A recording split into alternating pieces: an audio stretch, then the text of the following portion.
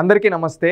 జగన్మోహన్ రెడ్డి గారు ఈరోజు ఒక ప్రెస్ కాన్ఫరెన్స్ పెట్టి నిన్న జరిగిన కొన్ని సంఘటనల గురించి మాట్లాడుతూ ఒక మాట అన్నాడు. అది చూస్తే ఇతను రాజకీయ నాయకుడిగా ఉండడానికి అర్హత లేదు అని రాష్ట్ర ప్రజలందరూ అంటున్నారు. ఒక్కసారి విందాం ఇతను ఏమంటున్నాడు.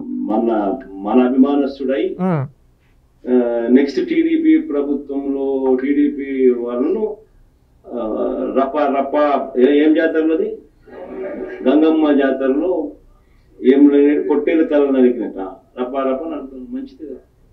ఏమంటున్నాడు, నిన్న వాళ్ళ పార్టీ కార్యకర్తలు కొంతమంది ఈ ఫ్లకార్డ్స్ పెట్టుకొని నరుకుతాం చంపుతాం అని చెప్పి అంటూ ఉంటే ప్రజల్ని ఉద్దేశించి అదేవిధంగా తెలుగుదేశం పార్టీ నాయకులను ఉద్దేశించి ఈ విధంగా పెట్టుంటే ఒక బాధ్యత గల పార్టీ అధ్యక్షుడిగా దాన్ని ఖండించాలి, లేదా నచ్చజెప్పాలి, క్షమాపణ చెప్పాలి. అవి చెప్పకుండా నిస్సిగ్గుగా ఏమంటున్నాడు, నరుకుతారు మంచిదే కదా. అసలు ఇలాంటి వ్యక్తి ప్రజాస్వామ్యానికే పెను ప్రమాదం. ఏమంటున్నాడు, ప్రత్యర్థి పార్టీ వాళ్ళని ప్రజల్ని చంపుతారా? నీకు అధికారం దాహం ఏంది? నువ్వు కోట్లు సంపాదించుకొని ఫోన్ ట్యాపింగ్లు చేసుకునేదానిక జగన్మోహన్ రెడ్డి? ప్రజలకు మంచి చేసి దాని గురించి అడగాలి కానీ ప్రజా సమస్యల గురించి మాట్లాడాలి కానీ అవుట్ గురించి మాట్లాడకుండా ఈరోజు నేను అది జరిగితే తప్పుని సమర్థించుకుంటూ నిస్సిగ్గుగా ఏమంటూ ఉన్నావు, నరుకుతాం తప్పేముంది అంటున్నావు. సిగ్గుచేటు జగన్మోహన్ రెడ్డి గారు. మీరు ఎమ్మెల్యేగా ఉండడానికి కూడా అర్హత లేదు, కోల్పోయారు. ఎందుకంటే అలాంటి మాటల ప్రజాస్వామ్యంలో ఆంధ్రప్రదేశ్ రాష్ట్ర ప్రజలు ఒక్కసారి ఆలోచించండి. మనకు 5 ఏళ్ళు ఒక రాక్షసుడు ముఖ్యమంత్రిగా ఉన్నాడు. మనం ఓటేసి ఓడించినా ఇతను ఏం జరుగుతుంది, ఇంకా మళ్ళీ మేము వచ్చి చంపుతామని చెప్తున్నాడంటే ఇలాంటి వ్యక్తి రాజకీయాల్లో ఉండడానికి అర్హత ఉందా? ఇప్పుడు రాష్ట్ర ప్రజలు కూడా ఒకటి ఆలోచించాలి. మనం రాష్ట్ర విభజన జరిగింది, ఆనాడు చంద్రబాబు నాయుడు గారు అభివృద్ధి చేశారు, రాజధాని నిర్మాణం కోసం చేశారు, కేంద్ర నుంచి అనేక విద్యా సంస్థలు అదేవిధంగా పరిశ్రమలు ఇవన్నీ తీసుకొని వచ్చి రాష్ట్రాన్ని అభివృద్ధి చేస్తూ మన యువతని ఒక మంచి స్థానంలో ఉంచాలి. మన వాళ్ళు ఇక్కడ రాష్ట్రంలో ఉండే పేదరికం నిర్మూలన జరగాలంటే అది విద్యతో మాత్రమే సాధ్యం. వాళ్ళని మంచి పాఠశాల, వాళ్ళకి మంచి స్టాండర్డ్స్ ఇవ్వాలి. మనం ఇక్కడికి పరిశ్రమలు తీసుకొని వస్తే మన వాళ్ళు బయటికి వెళ్లకుండా ఇక్కడే పని చేసుకుంటారు, ఇక్కడే పని చేసుకొని సెటిల్ అవుతారు అని చెప్పి ఈ విధంగా చేసి అన్ని పెడితే ఇతను ఏమన్నాడు, ఒక్క అవకాశం ఇవ్వండి అన్నాడు. ఒక్క అవకాశం వచ్చిన తర్వాత రాష్ట్రంలో ఏం చేశాడు, రౌడీజం చేసి గుండాయుధం చేశాడు. అందుకని ప్రజలు మనందరం కలిసి ప్రజాస్వామ్యబద్ధంగా ఇతన్ని ఓడించాం. ఓడిస్తే ఇతను ఓడిపోయిన తర్వాత జరిగిన తప్పుల నుంచి సరిదిద్దుకొని అవును చంద్రబాబు నాయుడు గారు అభివృద్ధి చేశారు, మనం రౌడీజం గుండాయిజం చేశాం కాబట్టి మన ప్రజలు ఓడించారు, రేపు ఇప్పుడు కూడా చంద్రబాబు నాయుడు అభివృద్ధి చేస్తున్నాడు, మనం అభివృద్ధితో పోటీ పడతామని చెప్పి ఓట్లు అడగాలి, అంతేగాని ఈ విధంగా రౌడీజం చేయకూడదు అని చెప్పి తెలుసుకోకుండా ఇంకా ఏమంటా ఉన్నాడు, అవును నరుకుతాం చంపుతాం ఇలాగని అంటే నేరస్తుల్ని ప్రోత్సహిస్తూ ఇతను ఏం మెసేజ్ ఇస్తున్నాడు? ఇలాంటి వ్యక్తి రాజకీయాల్లో ఉన్నాను కనుక ఇతను ప్రజాస్వామ్యానికే పెను ప్రమాదం. చంద్రబాబు నాయుడు గారు ఇతనిపైన లీగల్గా యాక్షన్ తీసుకోవాలి. ఎందుకంటే ఓపెన్గా స్టేట్మెంట్ ఇస్తున్నాడు, నరుకుతాం చంపుతామని. ఎవరు నరుకుతారు?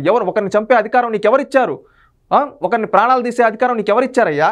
ఇతనికి ఏమంటే సరే ఇది మన దృష్టిలో నరకడం చంపడం అంటే తప్పవచ్చు, కానీ ఈయనకి తప్పు కాకపోవచ్చు. ఎందుకంటే గతంలో వాళ్ళ సొంత చిన్నానని తన పక్కనుండే అవినాష్ రెడ్డే హస్తం ఉంటేనే పక్కన పెట్టుకొని అవినాష్ పిల్లోడు ఏదో తెలుసో తెలియకో అన్నట్టు మాట్లాడుతూ ఎవరైతే వాళ్ళ కూతురు సునీత గారు ఉన్నారో ఆమెపైనే క్యారెక్టర్ అసాసినేషన్ చేయించి చేశాడు. అంతకుముందు ఎలక్షన్లో వీళ్ళే చంపించి నాటకాలు ఏ విధంగా ఆడాడు. చంద్రబాబు నాయుడు గారిపై నారాసుర రక్త చరిత్ర అని చెప్పి ఆర్టికల్ వేయించి రాజకీయంగా లబ్ధి పొందాడు ఈ జగన్మోహన్ రెడ్డి. అంటే ఇతను ఏం చేస్తున్నాడు, రాజకీయం అనే ముసుగును దొడుక్కొని ఒక నేర చరిత్ర గల వ్యక్తుల్ని ప్రోత్సహిస్తూ ఉన్నాడు. నేరస్తుల్ని, సమాజంలో నేరస్తుల్ని, గంజాయి బ్యాచ్ని, అదే బ్లేడ్ బ్యాచ్ని ప్రోత్సహిస్తూ ఉన్నాడు ఈ జగన్మోహన్ రెడ్డి.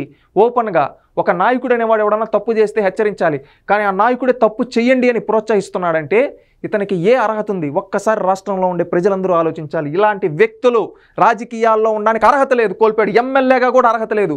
వీళ్ళ కుటుంబ చరిత్ర ఏంటి? గతంలో ఏదైనా మారుతారేమో అనుకుంటే మారడం. వీళ్ళ తాత రాజారెడ్డి గారు ఏం చేసేవాళ్ళు, బ్రిటిష్ వాళ్ళకి బీఫ్ కాంట్రాక్టర్గా పనిచేశారు. వీళ్ళ నాన్న రాజశేఖర్ రెడ్డి గారు ఆ రోజు ముఖ్యమంత్రి పదవి కోసం డైరెక్ట్గా హైదరాబాద్లో మత కల్లోహాలు లేచుకుంటే ఎంతోమంది ప్రాణాలు తీశారు. అది సాక్షాత్తు ఆనాడు ముఖ్యమంత్రిగా ఉన్న చెన్నారెడ్డి గారు చెప్పారు. ఆ తర్వాత దేశం గర్వించదగ్గ ప్రధాని పివి నరసింహారావు గారి సభలో వీళ్ళ తండ్రి చెప్పులు వేయించాడు.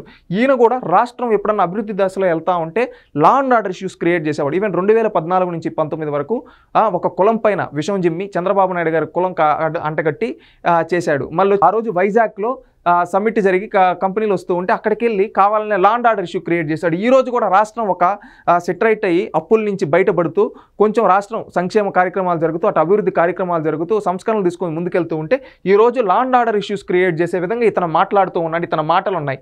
ఇలాంటి వ్యక్తి పైన కేసు ఎందుకు బుక్ చేయకూడదు? ఇలాంటి వ్యక్తిని కేసు బుక్ చేసి ఇలాంటి వ్యక్తిని రాజకీయంగా ఎలిమినేట్ చేస్తేనే రాష్ట్రం బాగుపడుతుంది. ఎందుకంటే ఇలాంటి వ్యక్తి రాజకీయాల్లో ఉండడానికి అనర్హుడు. ఈరోజు ప్రాణాలు తీసేస్తామని ఓపెన్గా చెప్తున్నాడంటే ఇలాంటి రాక్షసులు రాజకీయాల్లో ఉండడానికి అర్హత ఉందా? నువ్వు రాజకీయంగా విమర్శించు, సంక్షేమ కార్యక్రమాల గురించి విమర్శించు, అభివృద్ధి కార్యక్రమాల గురించి నిర్మాణాత్మకమైన విమర్శలు చేయండి. అంతేగాని ఈ విధంగా ఎట్లా పడితే అట్లా నోటికొచ్చినట్టు చంపేస్తామంటూ ఉన్నారంటే ఇలాంటి వ్యక్తి రాజకీయాల్లో ఉండడానికి అనర్హుడు నా ఉద్దేశం. రాష్ట్రంలో ఉండే యువత ఆలోచించండి. మీ చేత కంప్యూటర్లో పట్టించి మీరు ఒక మంచి సంపాదన వచ్చి మీ కుటుంబాన్ని బాగు చేసి చూపించే నాయకుడు కావాలా? మీ చేత కత్తులు పట్టించి మీకు గంజాయి అలవాటు చేసి మీ జీవితాలు నిర్వీర్యం చేసే నాయకుడు కావాలా? ఒక్కసారి ఆలోచించండి. ఇప్పుడు జగన్మోహన్ రెడ్డికి సమర్థించే వాళ్ళు కూడా ఒక్కసారి ఇలాంటి మాటలు మాట్లాడేది ప్రజాస్వామ్యంలో. ఒక్కసారి ఆలోచించండి. ఈ వ్యక్తే అధికారంలో రేపు వైఎస్ఆర్సీపీ వాళ్ళకన్నా సొంత చిన్నాన్న చావునే రాజకీయంగా వాడుకుని చంపినోని పక్కన పెట్టుకున్నాడు. మీ వాళ్ళని పావుల్లా వాడుకుంటున్నాడు. అది కూడా వైఎస్ఆర్సీపీ కార్యకర్తలు ఆలోచించాలి. ఎందుకంటే రాజకీయాలు శాశ్వతం కాదు, రాష్ట్రం శాశ్వతం, అభివృద్ధి శాశ్వతం, సంక్షేమ కార్యక్రమాలు శాశ్వతం, చేసిన మంచి శాశ్వతం. అంతేగాని ఒకరినొకరిని నరుక్కుంటూ అంటే ఎవరు మిగులుతారు? అందరూ కత్తిపెట్టి నరుక్కుంటే ఎవడు మిగులుతారు లాస్ట్కి భూమిపైన? ఒక్కసారి ఆలోచించండి. ఇలాంటి వ్యక్తిని రాజకీయాల నుంచి మనం తరిమి కొడితేనే రాజకీయాలు బాగుపడతాయి, రాష్ట్రం బాగుపడుతుంది. ఇలాంటి వ్యక్తి రాజకీయాల్లో ఉన్నన్ని రోజులు ఈ విధంగా రాజకీయం అనే ముసుగును దొడుక్కొని నేరస్తులకు అండగా నిలబడుతూ అదేవిధంగా సమాజంలో law and order issue create సమాజాన్ని పొల్యూట్ చేస్తున్నారని నా ఉద్దేశం. ఇది ప్రతి ఒక్కరు గ్రహించండి. ఇలాంటి వ్యక్తిని రాజకీయంగా భూస్థాపితం చేద్దాం.